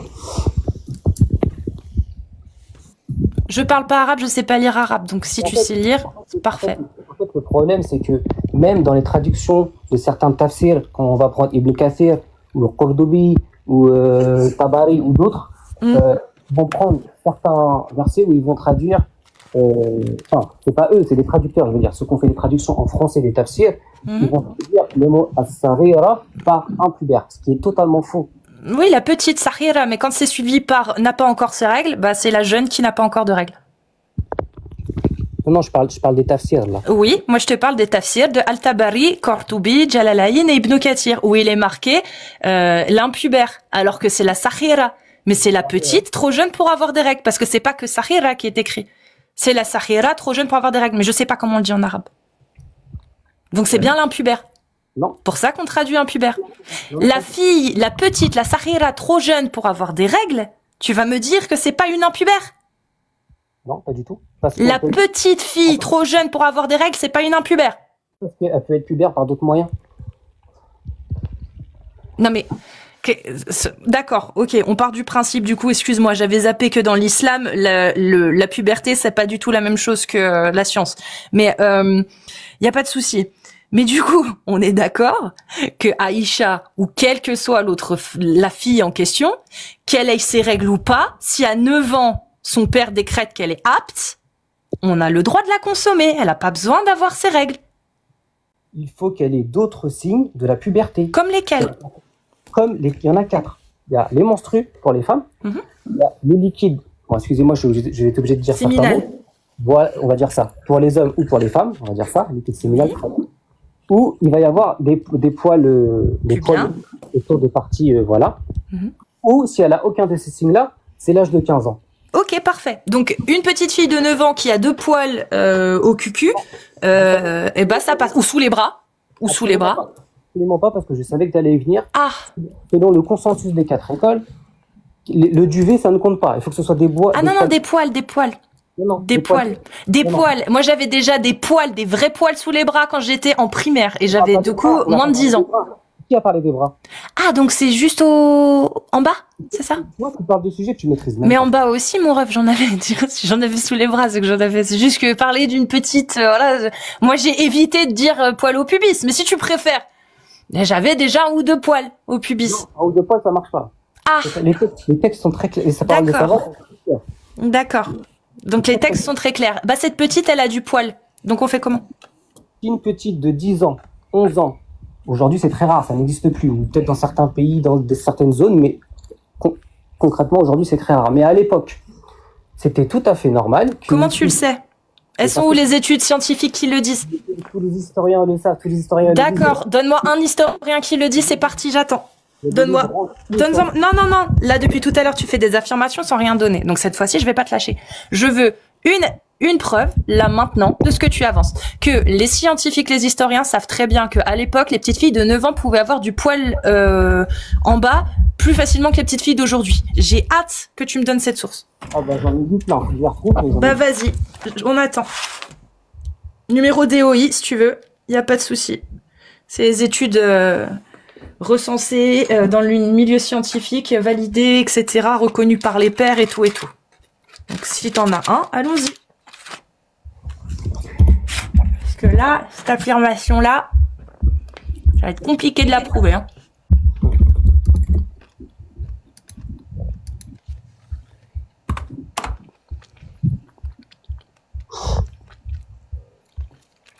Bisous Fatou, j'ai vu ton message, ça me fait plaisir.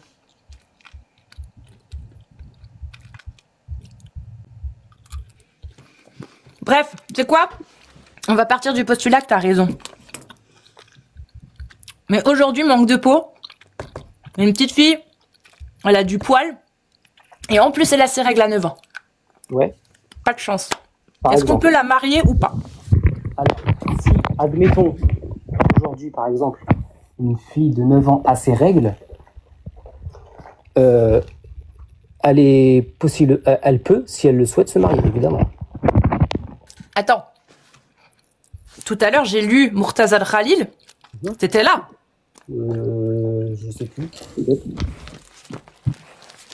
Murtaza Khalil qui dit, donc, pour le mariage, les conditions essentielles, il faut un douer, la tradition réelle ou fictive de la femme, ça je sais pas trop ce que c'est, le consentement de son tuteur, l'acceptation de l'époux, précision, le consentement de la femme n'est requis que lorsqu'elle est sui juris, autonome. Ok. Donc c'est même pas pubère, c'est autonome. C'est bon, tu peux répondre? Bah du coup, elle a 9 ans, elle est pas autonome. Elle vit chez sa mère, chez ses parents, et elle est entretenue. Elle est pas du tout autonome. Mais elle a ses règles. Selon l'écrasante majorité des savants de l'islam, le mariage sans le consentement et l'acceptation de la femme est nul et caduc. D'accord. Alors moi, c'est pas ce que dit justement Fath al-Bari et c'est pas ce que dit non plus Al-Mukhni de Ibn Khudayma. Il parle justement de la vie majoritaire des 4 écoles de l'islam sunnite dedans. Comment on fait?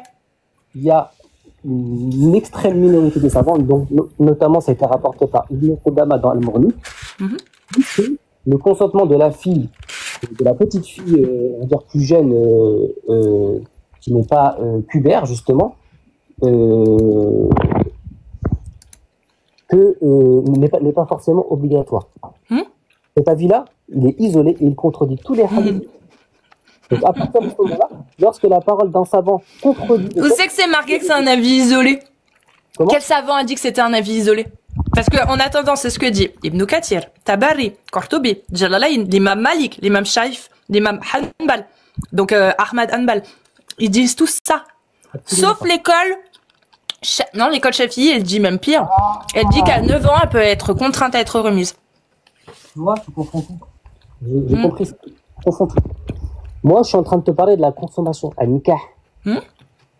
Dans al-nikah, l'avis minoritaire, extrêmement minoritaire, c'est que le consentement n'est pas nécessaire. D'accord? Donne-moi le nom d'un savant qui dit ça. Tu dis quoi? Qui dit que c'est un avis minoritaire. Ah, mais il suffit de dire les avis. C'est l'avis donne-moi l'avis d'un savant qui dit que c'est obligatoire. Que le consentement est obligatoire? Ouais. Mais même les savants... Pour une sahira, pas pour une bikr. Une sahira, une petite vierge. Pas une vierge. Une petite vierge. Sahira. Parmi les contemporains, par exemple, Ibn Uthaymin. Par exemple. Il est Taymiya dans Majmou' al-Fatawa. Par exemple. Et Ibn Taymin, c'est pas un avis minoritaire. Non, pas du tout. Pas du tout. Ah bon? D'accord. Parce qu'encore une fois, tu confonds tout. Toi, tu confonds... Non, c'est toi qui confonds. Non, écoute-moi. Ibn Taymin, là-dessus, c'est un avis minoritaire isolé et non reconnu par les 4 écoles. Sinon, dans le fiqh malikite, tu trouverais. Donc, s'il te plaît, prouve-moi ce que tu me dis et donne-moi le nom d'un ouvrage de jurisprudence comme Murtaza al-Khalil, comme Umdat al-Fiqh ou Umdat al-Salik, où il est dit que pour une vierge, une petite sahira vierge, on est obligé de lui demander son consentement. Parce que on est d'accord, c'est les ouvrages de jurisprudence qui montrent l'avis majoritaire. Des avis minoritaires ne se retrouvent pas dans un ouvrage de jurisprudence validé par une des 4 écoles. Toi, tu confonds 2 sujets. Tu confonds. Là, Ibn Uthaymin, ça m'a montré que tu confonds 2 sujets. Moi, je te parle de la consommation al-nikah. Oui. Donc, je veux que tu me donnes un ouvrage de jurisprudence d'une des 4 écoles qui affirme que pour le nikah, la jeune impubère, on doit lui demander son avis. Al-Muwatta de l'imam Malik. Bah non. Bah si. Bah je l'ai là, donc je vais te lire directement ce qu'il est dit pour l'imam Malik. Alors, Al-Muwatta de l'imam Malik, article 28.2, demander le consentement des vierges et des femmes déjà mariées. Petit 4, pour une vierge, son silence et son consentement. 5, une femme n'est mariée qu'avec le consentement de son tuteur. Et 6, il est possible de marier ses filles vierges sans les consulter. Ça, c'est Al-Muwatta de l'imam Malik, article 28.2, petit 4, petit 5, petit 6. Tu parles de quoi, là? Pardon? Tu parles de quoi, là? Je te parle d'Al-Muwatta. Non. Le nikah. Non, pas du tout. Ah. C'est pas le nikah, ça. Il parle de la promesse de mariage. Non, il parle de tout. C'est-à-dire qu'il y a un article qui va t'expliquer que si la fille, elle a par la suite, elle est dans l'âge de raison et qu'elle ne veut plus de ce mariage et qu'il a déjà été consommé, bah là il y a deux écoles. Soit on annule le mariage, soit vu qu'il a déjà été consommé, et bah on ne peut plus l'annuler, mais par contre elle peut divorcer. Voilà, ça c'est expliqué par la suite. Mais au moment du nikah, si elle n'est pas dans l'âge de raison et qu'elle est toujours mineure et qu'elle a toujours 9 ans et qu'elle a toujours pas de règles, il y a pas besoin. La consommation elle est faite. Si le tuteur il décide que oui. C'est au père de décider. Bah vas-y, donne-moi l'article de Al-Muwatta. Moi je t'ai donné l'article 28.2. Là tu parles de la promesse de mariage. Alors donne-moi l'article du nikah qui dit que tu as le droit. Vas-y, clique. Peut-être que je me trompe, prouve-le. Je t'ai cité l'article de Al-Muwatta, je te demande d'en faire de même pour me prouver que j'ai tort. Je cherche, que je l'ai retrouvé. Je t'ai dit, moi je suis prête à voir, mais il faut que tu me montres parce que je peux pas te croire sur parole.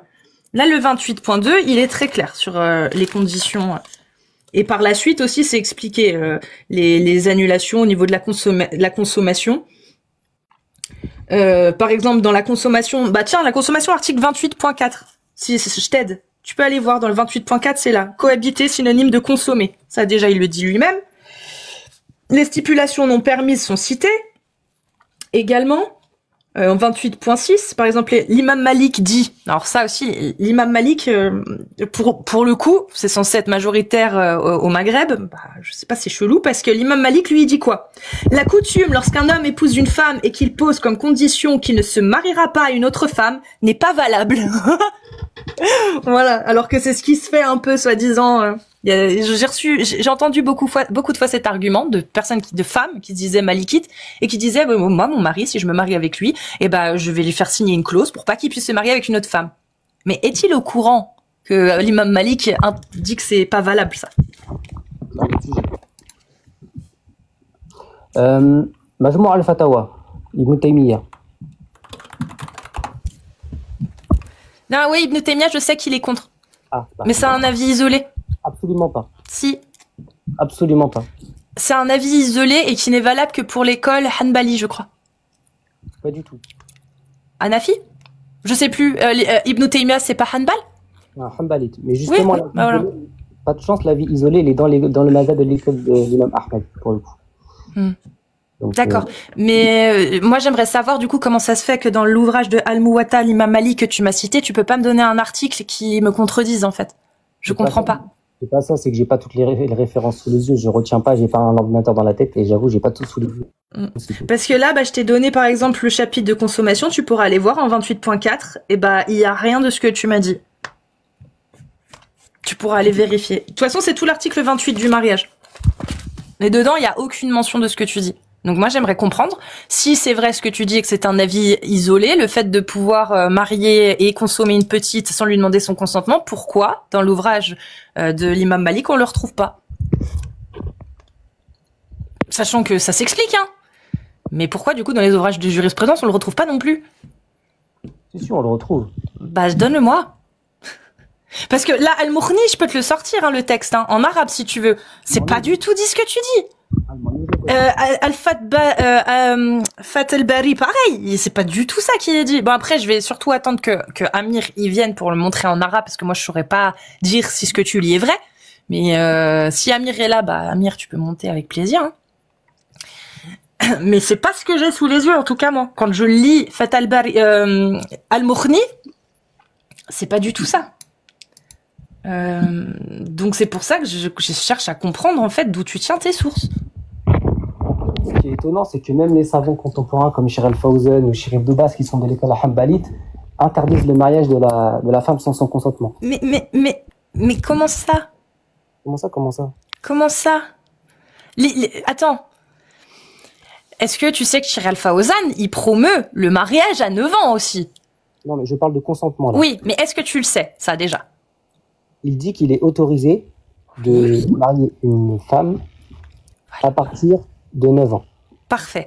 Maintenant, tu peux m'expliquer comment on fait pour qu'une fille de 9 ans, quelle que soit la génération, quelle que soit l'époque où elle vit, comment on fait pour avoir son consentement? Son silence.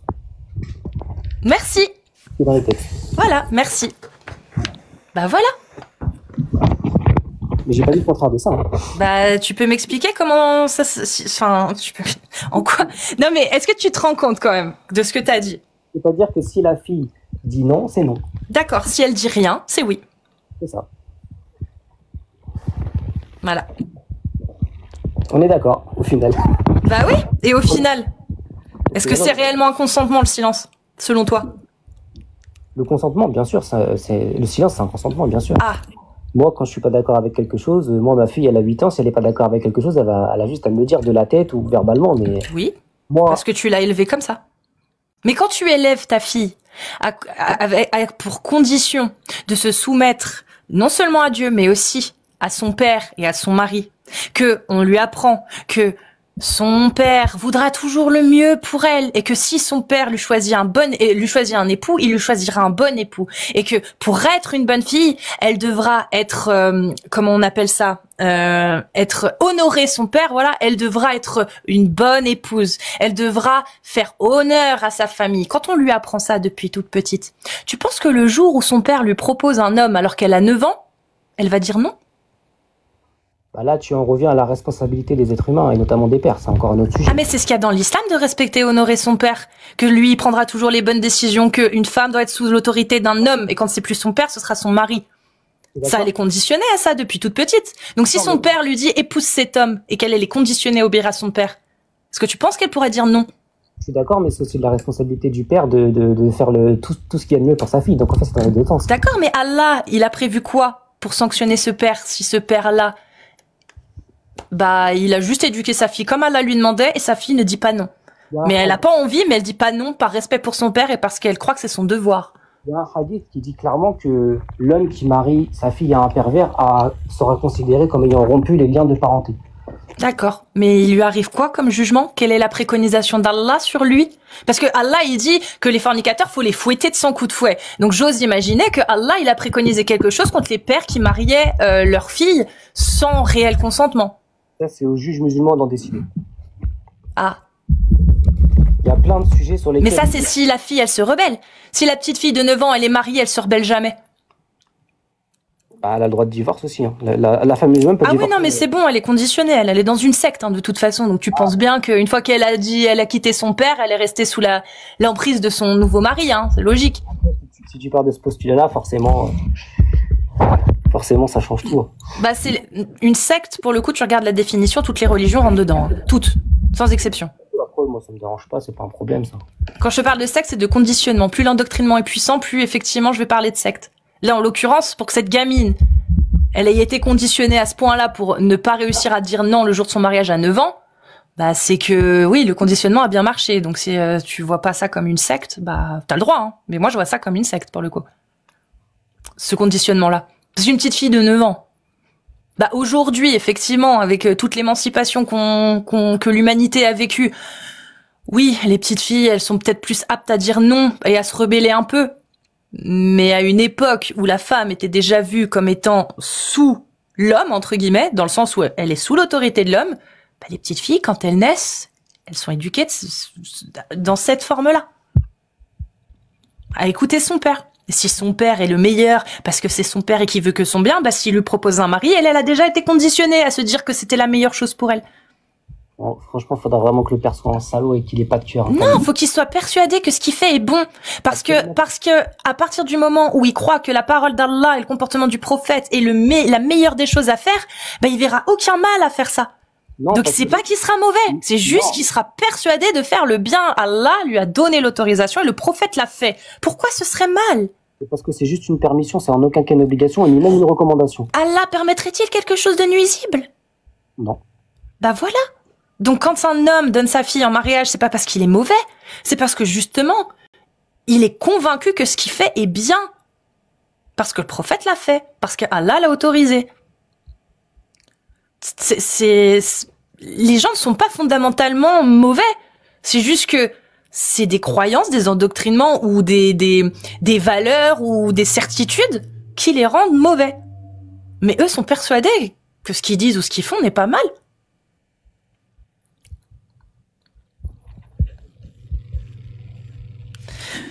Bon, bah, Clicken, bah, si t'as une dernière chose à dire, parce que ça fait déjà plus d'1 heure que t'es là et je pense que tu dois peut-être en avoir un peu marre. J'ai des trucs à faire. En tout cas, je disais juste que c'est dommage, j'ai pas de quoi chercher sous les yeux encore, mais vous faites souvent l'amalgame entre la promesse de mariage et la consommation de mariage, qui sont deux choses totalement différentes, avec des règles totalement différentes, à des étapes totalement différentes en islam. C'est quelque chose de très clair. C'est pour ça qu'on parle de nikah, qu'on parle de promesse de mariage. Oui, mais on a quand même vu, toi et moi, qu'on peut très bien marier une petite fille au calme et la consommer. Il suffit juste qu'il y ait des conditions qui soient remplies. Allah l'a permis. Il faut des conditions. Allah l'a permis. Il faut des conditions. Oui, et Allah l'a permis. Et il faut des conditions. Oui, et Allah l'a permis. Le consentement de la fille, donc son silence, selon la majorité des savants, parce que les hadiths sont clairs et explicites, et il faut que la femme soit pubère, selon une des 4 caractéristiques que j'ai citées tout à l'heure. Oui. Si ces conditions sont remplies, c'est possible. J'ai pas dit le contraire.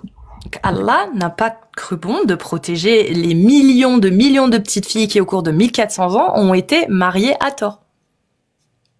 C'est ton point de vue.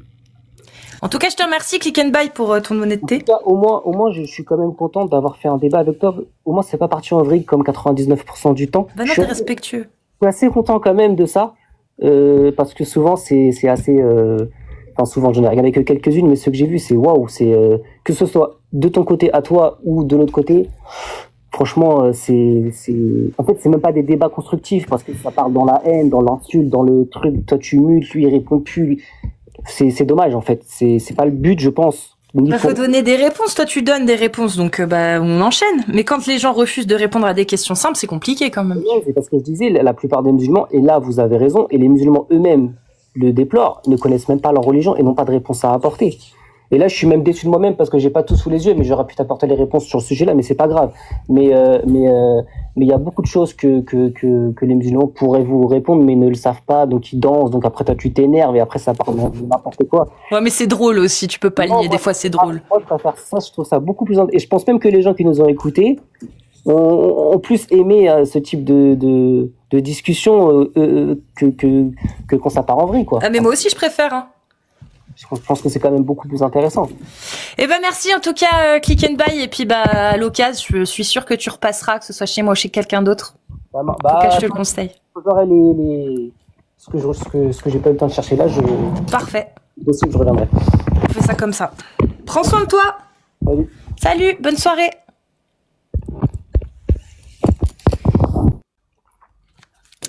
Ça va Alia? Je sais pas si elle est encore là, mais tapez des 1 si vous êtes musulman ou musulmane sunnite majeure. Je suis là, je suis à l'écoute, un peu occupée, mais j'écoute. Attends, est-il prioritaire de ne pas soutenir le mouvement des apostats? Est-il prioritaire de ne pas soutenir le mouvement des apostats? Ouais, pas mal la question. C'est vrai, pour la lettre des apostats. Elle est bien cette question. Elle est quand même ambiguë, tu vois, quand tu lances un live, on voit que ça, mais c'est qui elle? C'est qui cette folle? Ce grosse folle. Ah ouais. Mais traitez-moi de folle, j'adore ça, les amis. Ouais, qui veut un sac à vomi? J'avoue qu'il y a des choses. Mais en fait, c'est ça qui est incroyable, c'est que quand tu parles à des croyants, ils sont offusqués par le fait, ils sont plus intéressés par le fait que tu aies confondu deux petites notions, alors que la finalité est la même. Est-ce qu'on peut ken des enfants après s'être marié avec? Oui, voilà, point barre. Même si c'est sous condition, tu peux le faire. Allah, il l'a permis. Et en fait, ils s'offusquent plus du petit truc avant, la voiture jaune ou la voiture orange, tu vois, la voiture verte ou la voiture turquoise, et plutôt que sur le fond. Tiens, le fond, mec, c'est ça, c'est qu'il y a des gamines qui se font marier à cause de la permission d'Allah. Peu importe derrière tes conditions, les hommes les respectent plus ou moins, et il n'y a pas de sanction derrière si tu les respectes pas. C'est ouf. Enfin bon. Si vous êtes musulman ou musulmane sunnite majeure et que vous voulez venir réagir et parler de l'islam sunnite, vous tapez des séries de 1, comme d'habitude, et je vous fais monter.